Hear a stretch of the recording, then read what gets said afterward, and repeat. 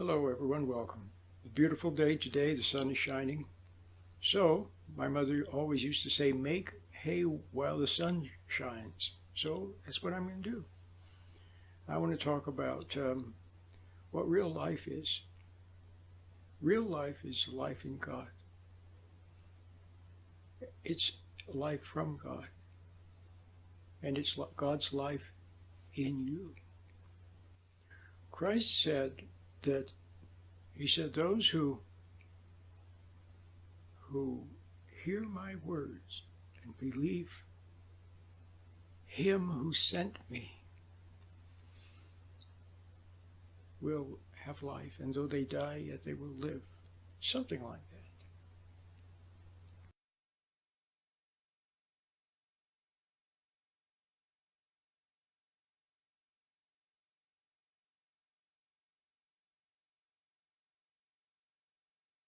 Because life comes from God. You hear the term dead in their sins. I think it's Paul that talks about someone being dead in their sins.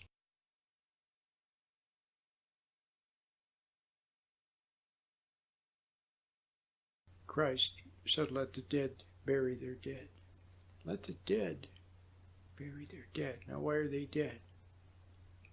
Because their soul doesn't have God's life in it. It's that simple. The soul was meant to have God's life in it. Something like plants have the sun's life in them, don't they? Something like that.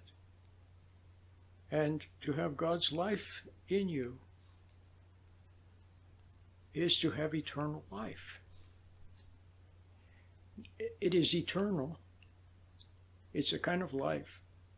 It's a spiritual life. But it's also an everlasting life.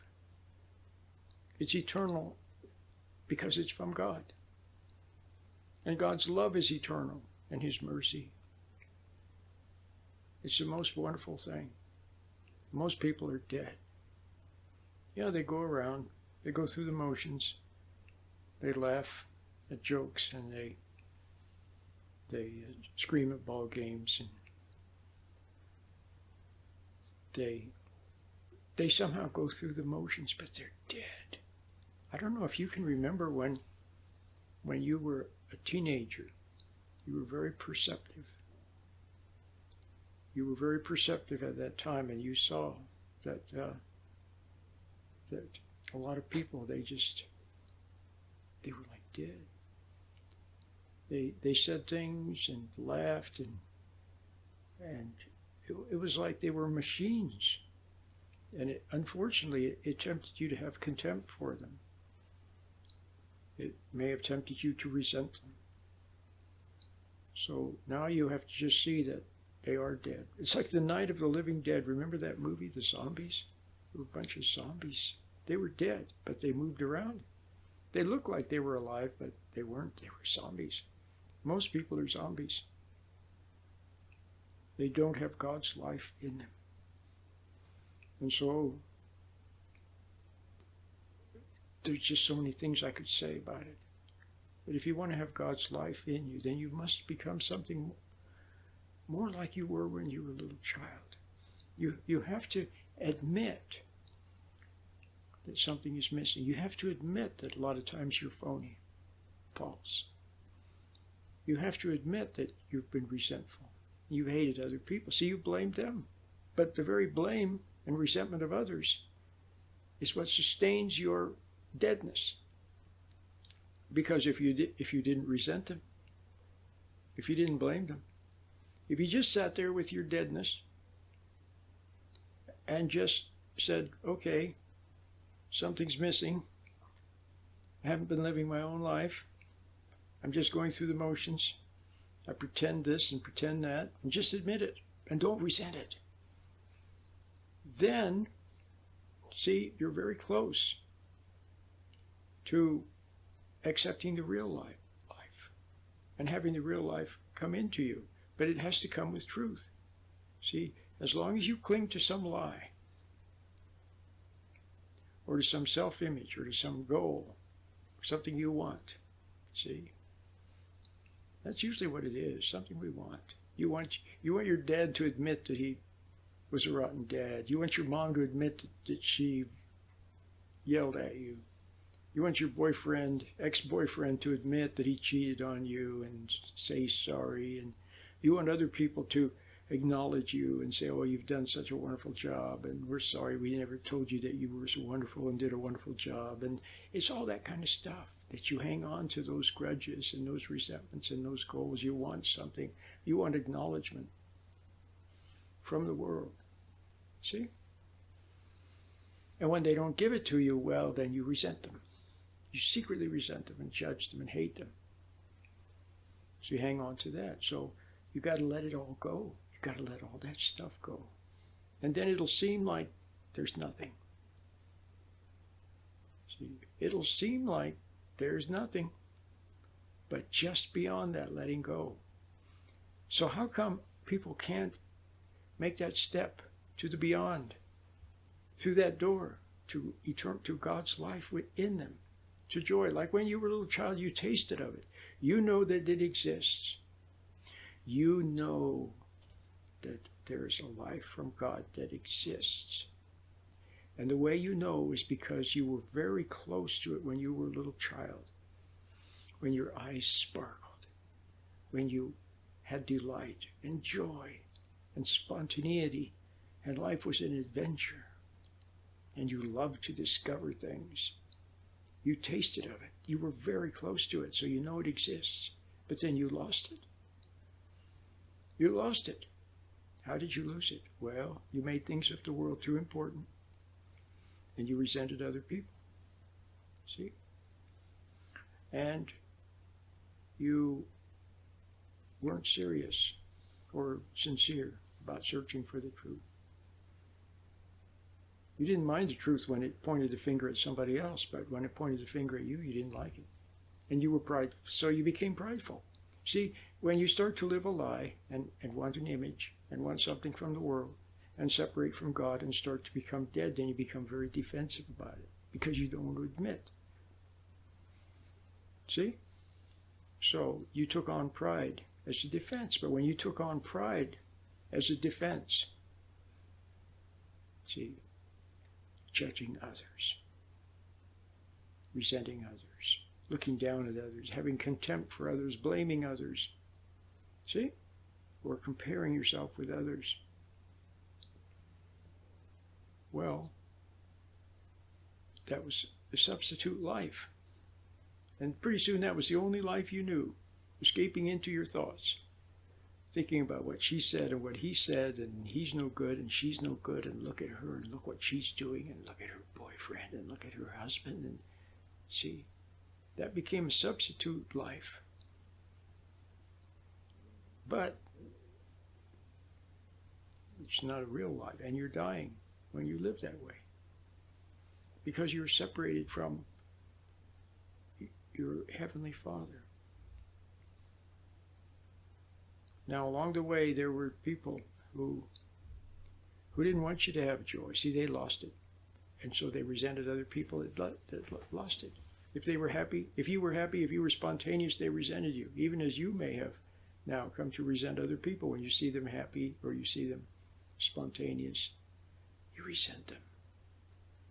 See, so you got to let all that go. It became very complicated. All the things that you did, and the compensations and the pride and the evasions and the lies, and just let it go. Don't try to figure it all out. Keep it simple. Get the little meditation. Oh, what I was going to say is, how come? See, some people can see that they're dead. They see that they're phony. They see that they're no good. They see that they've totally messed up. They see it, but they don't take the step to eternal life. Why is it? Why? Because they resent seeing it. They resent seeing it. So don't resent seeing it. Just see it. That's the way it is. You know, if you spill a bunch of chocolate milk on your pants, all right, there it is. What are you going to do? What are you going to do? It's no use resenting it. If you stub your toe on a chair and it hurts a little bit, what are you going to do? It's just it. So if you messed up, you hated the people, See, you've been phony with people. You've been living a lie.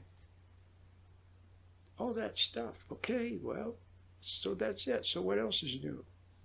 See? So just see it.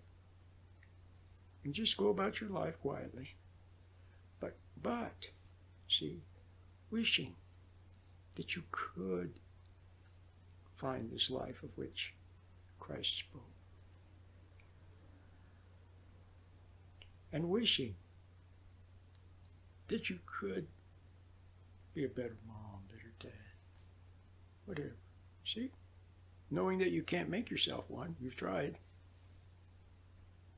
I begin to see all the people around. See, people have supported you. See, first they made you wrong through being cruel or teasing you or whatever, and then they made you wrong when you became resentful and angry and so on, wanted to get something from the world. Well, then they supported you in that, didn't they? Whole industries, the educational system, and so on.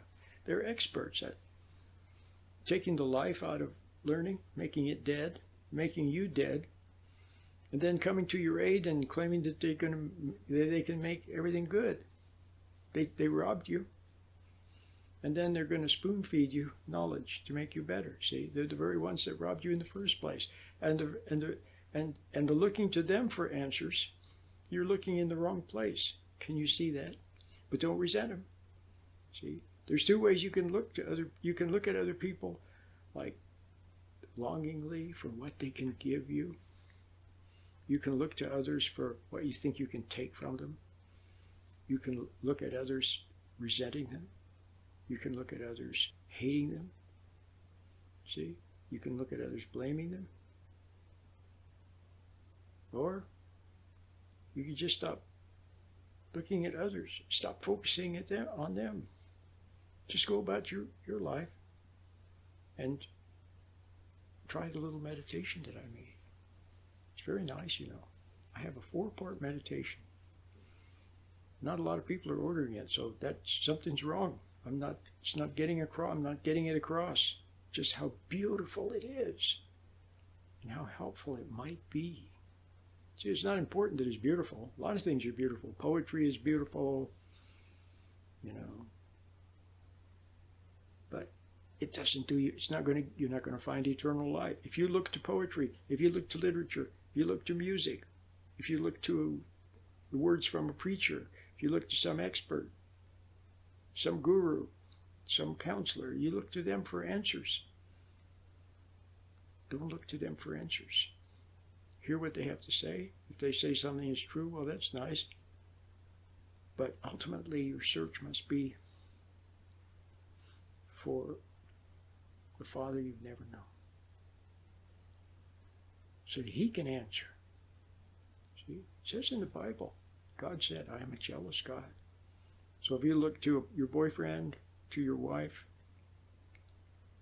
if you look to some expert, to some program, to some cause, you look to anything, then you're not going to find the answer. But when you stop looking in the wrong place, then all of a sudden you discover the answer. Oh yes, I wanted to say that the meditation is just beautiful. Beautiful. And you can listen to the first part for free. You can listen to the first part for free. Part 1. Then there's 4 parts. See? Beautiful. My name is Roland.